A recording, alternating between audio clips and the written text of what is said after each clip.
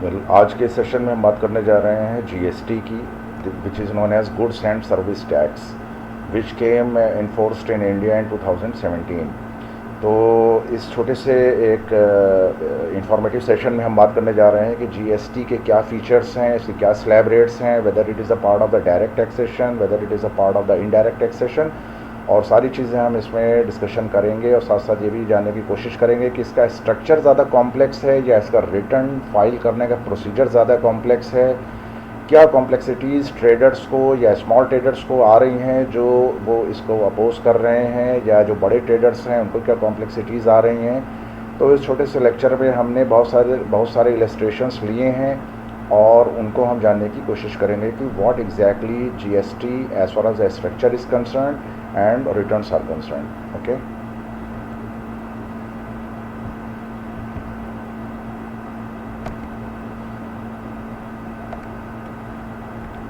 पहली जो चीज़ हम यहाँ पे जानने की कोशिश करेंगे कि इंडियन सिनेरियो में टैक्स के दो टाइप होते हैं, direct taxes and indirect taxes. तो viewers and students, please get assured कि डायरेक्ट टैक्सेशन में कोई भी चेंज नहीं हुआ है, वो जैसा था वो आज भी स्ट्रक्चर उसका वैसा ही है as per the income tax act 1961। Okay, income tax which is levied on individual, so वैसा ही है। कैपिटल टैक्स गेन जो हमारा शेयर ट्रेडिंग में या म्यूचुअल फंड्स में या दूसरे ट्रेडिंग्स ऑप्शंस में होते हैं वो वैसे ही है।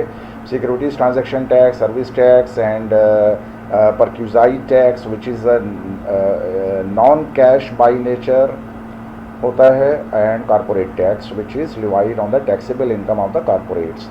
तो डायरेक्ट टैक्सेस की हम यहाँ बात नहीं कर रहे हैं क्योंकि डायरेक्ट टैक्सेस के स्ट्रक्चर में कहीं भी कोई चेंज नहीं है।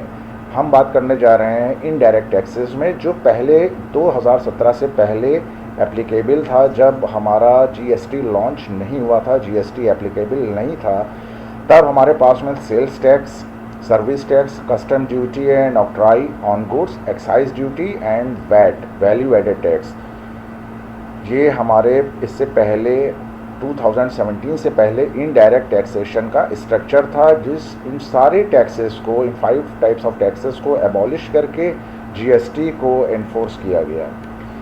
Now we are talking about the GST. GST is goods and service tax, is as I told you, it is a part of the indirect tax or the consumption tax also, used in India on the supply of goods and services. The tax came into effect from 1st July 2017.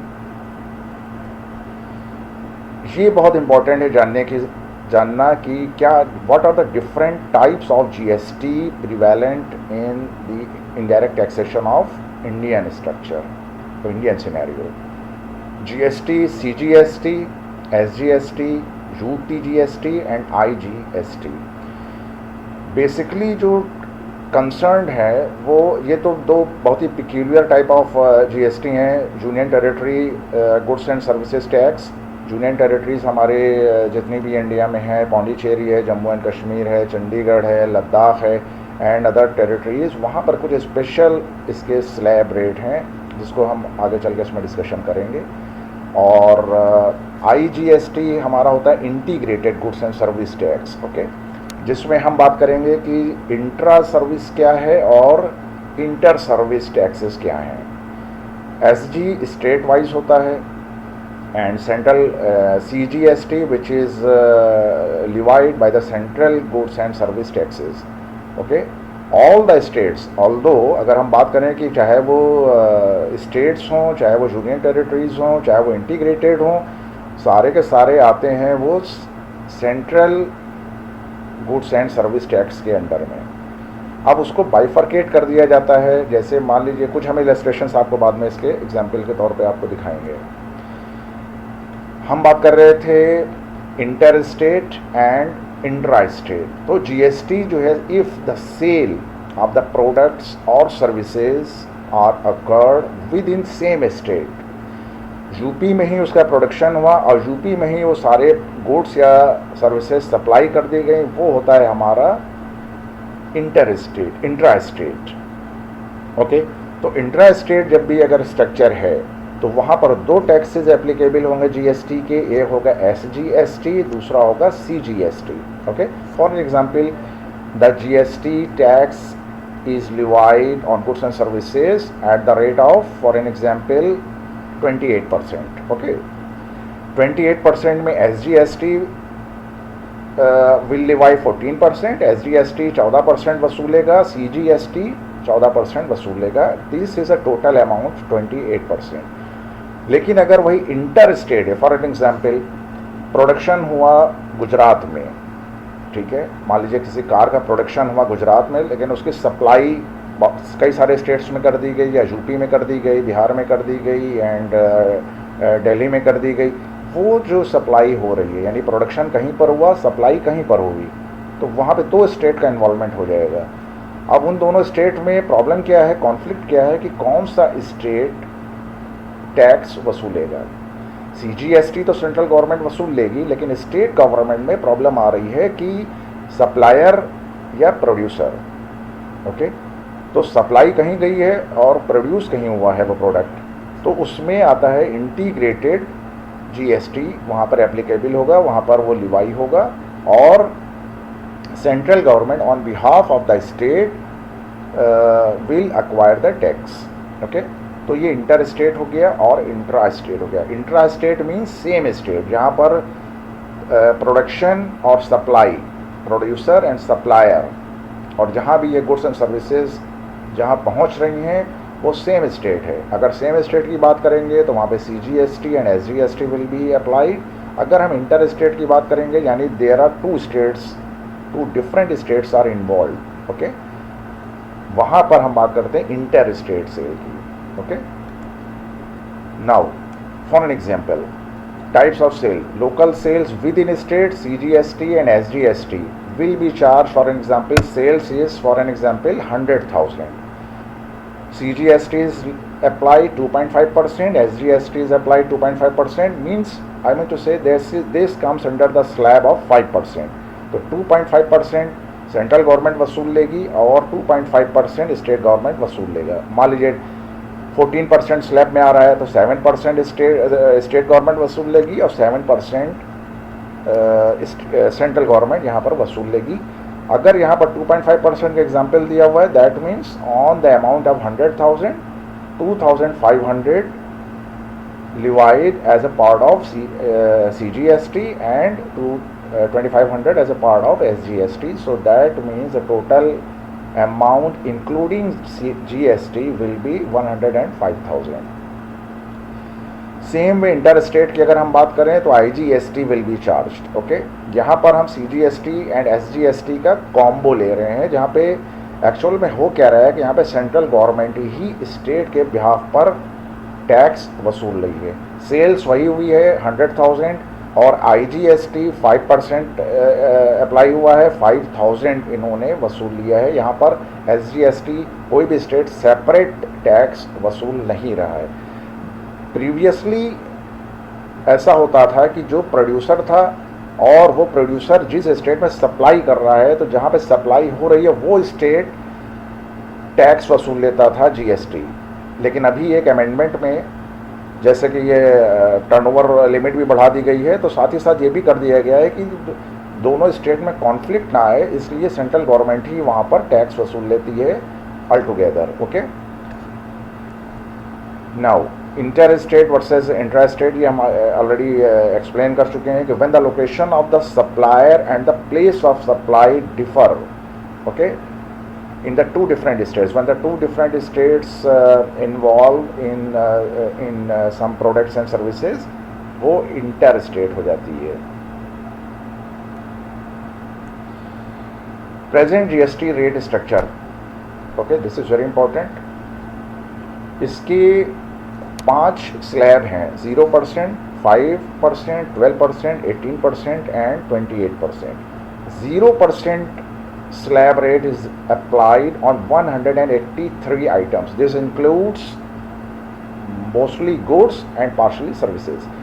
तो ज़्यादातर जो agriculture production है, बहुत सारे जो basic necessities products हैं, services हैं, वो इस स्लैब से अलग रखे गए हैं। उनमें ज़ीरो पर कोई भी GST, neither GST, SGST nor CGST nor IGST nor UGST are levied.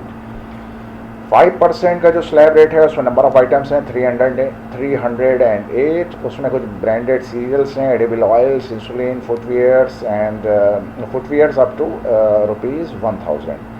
12% का जो स्लैब रेट है वो उसमें 178 आइटम्स हैं, butter, fats and pasta. There are so many dairy products and motorcycles, mobile phones and bicycles and also motorcycles. 18% का जो slab rate है 517 items और involve there, vinegar, marbles, paints, plywood and other furniture goods are involve there. 28% का जो slab rate है वो कुछ हमारा जो है वो ख़ास लग्जरीज आइटम्स पे है, जिसमें कुछ आइटम्स हाउसिंग स्ट्रक्चर से भी रिलेटेड हैं, रियल एस्टेट से related. For example cement, auto parts, tobacco, AC and other luxury items. एक चीज़, इन सारे आइटम्स में चाहे वो 0% में आ रहे हों, चाहे 5% में आ रहे हों, चाहे 12% में, चाहे 18% में, चाहे 28% में, ये बहुत ज़्यादा इम्पॉर्टेंट है देखना कि इसमें petro products, oil, minerals and oil, minerals, petrol, diesel, ये सारी चीज़ें इसमें इंक्लूड नहीं की गई हैं। And electricity also, electricity and oil products, these two products are exempt from GST rate structure. Okay, तभी से ये पेट्रोल के जो प्राइसेस हैं वो सारे स्टेट में आप देखें अलग अलग सिटीज़ में थोड़ा थोड़ा डिफ़र करते हैं, just because of the different tax structure. Because GST rate में जितने भी आइटम्स हैं, चाहे वो 0, 5, 12, 18, 28 किसी भी स्लैब रेट में आ रहे हों, वो सारे के सारे आइटम्स, वो सारे के सारे जो स्लैब रेट्स हैं वो सारी के सारी कॉमन हैं in all the states, whether they are even if some union territories and some states, all the states, leaving behind some exceptional cases like कुछ हिल एरिया हैं या कुछ हमारे जो कुछ थोड़े से बैकवर्ड स्टेट्स हैं, उसमें थोड़ा सा ये डिफरेंट मिलेगा आपको। Otherwise in all the states these are commons. तो ये दिखाने की कोशिश किया है कि पेट्रोलियम, जैसे मैंने अभी बात किया है कि petroleum, diesel, natural gas, electricity and aviation, turbine fuel, alcohol for human consumption, इसको इस जीएसटी के दायरे से अभी फ़िलहाल बाहर रखा गया है। आगे क्या सिनेरियो होगा and it will be decided by the Ministry of Finance. एक एग्जाम्पल यहाँ पे मैंने ये इलस्ट्रेशन लिया है कि it is just an illustration that how CGST and SGST are charged. जब इनिशियली 2017 में GST एप्लीकेबल हुआ था तो लोगों में एक बहुत बड़ा एक फियर था कि मान लीजिए कोई प्रोडक्ट है, जैसे ये हमने कैफेटेरिया का प्रोडक्ट लिया हुआ है, जैसे ये परोठा है, मिक्स वेज मसाला, इस पे ये 10%, ये 12% स्लैब रेट में आ रहा है, तो 12% CGST में चला जाएगा, 12% SGST वसूल लेगा। तो दैट मीन्स एक लोगों में डिलेमा था कि 24% टैक्स रेट में वो लोग आ रहे हैं। तो इस बात को लेकर के बहुत ज़्यादा ये प्रोटेस्ट हुए थे और बहुत ज़्यादा ये सब इसका अपोज हुआ था। लेकिन बाद में अगर आप जैसे इलस्ट्रेशन में ये कॉन्सेप्ट आपको और ज़्यादा क्लियर कर देगा कि जैसे for an example total amount जो वहाँ पर कंज्यूम किया गया पराठा एंड मिक्स वेज मसाला वो 70 रुपये का था, alright, and since this comes under 12% slab rate, okay, तो 12 सत्ते 84, 8.4 का टोटल GST लिवाइड होना है यहाँ पर, ठीक है, 8.4 का। तो चूंकि ये यूनियन टेरिटरी की बात नहीं हो रही है, ये IGST की बात नहीं हो रही है, ये एक कंज्यूमर कंजम्पशन का बिल है ये, जिसमें इन्होंने ये कंज्यूम किया हुआ है। तो 12% स्लैब रेट है, 70% टोटल अमाउंट है, जीएसटी बैठ रही है टोटल अमाउंट 8.4 रुपीज़ की, तो सीजीएसटी 4.2 ले लेगा और यानी 6%। Okay, that means total slab rate is 12%, तो 6% सीजीएसटी वसूल लेगा और 6% स्टेट गवर्नमेंट वसूल लेगी। ओके, तो ये एक छोटा सा कॉन्सेप्ट है। और एक एग्जांपल मैंने यहाँ पे लिया हुआ है, ये भी एक रेस्टोरेंट का बिल है जिसमें ये कुछ आइटम्स कंज्यूम किए गए हैं और ये 9% स्लैब रेट में आ रहा है, यानी टोटल 18% स्लैब में आ रहा है, जिसमें से स्टेट ने 9% ले लिया है और सेंट्रल ने 9% ले लिया है, यानी 355 रुपये का टोटल आइटम ये हुआ था। ओके, जिसमें अगर हम ये 31.95 31.95 स्टेट का और सेंट्रल का जीएसटी इंक्लूड कर दें तो ये टोटल अमाउंट बैठ जाता है 418.9, दैट इज़ अप्रॉक्सीमेटली 419। तो 18% का जो स्लैब रेट है वो 9% स्टेट में और 9% सेंट्रल में ये डिस्ट्रीब्यूट हो गया है। ठीक है, अब ये जीएसटी के रिटर्न हैं, ये यहाँ पर मैंने 10 रिटर्न शो करे हैं स्टार्टिंग फ्रॉम GSTR, यानी goods and services tax return number 1, and although there are 11 now, but since a bit old, so I have mentioned only here 10 returns. Due date 10th of every month and GSTR to 15th of every month, यानी आपको महीने में 3 बार इसका return file करना है, साल में आपको 1 बार रिटर्न फाइल करना है। And this depends upon the turnover of the companies, कि कुछ रिबेट दी गई है जिसमें मंथली रिटर्न फाइल ना करके क्वार्टरली रिटर्न्स भी फाइल किए जा रहे हैं, लेकिन टर्नओवर उसका अगर 5 करोड़ से ऊपर है। एक ये बहुत बड़ी कॉम्प्लेक्सिटीज़ है। अदरवाइज़ मेरे हिसाब से गुड्स एंड सर्विस टैक्स के स्ट्रक्चर में कोई प्रॉब्लम नहीं है, उसका कोई अपोज करने का कोई सवाल नहीं उठता है, because one nation one tax regime की जो पॉलिसी है गवर्नमेंट की, मैं उसको एडवोकेट करता हूँ, मैं उसको बताता हूँ अपने स्टूडेंट्स को कि ये बिल्कुल सही है। सारे स्टेट में जो इनडायरेक्ट टैक्सेशन का स्ट्रक्चर है, जस्ट लाइक अ डायरेक्ट टैक्सेशन, इनकम टैक्स का स्ट्रक्चर है, सारे स्टेट में जो भी इंडिविजुअल्स हैं सब पर वही एप्लीकेबल होता है।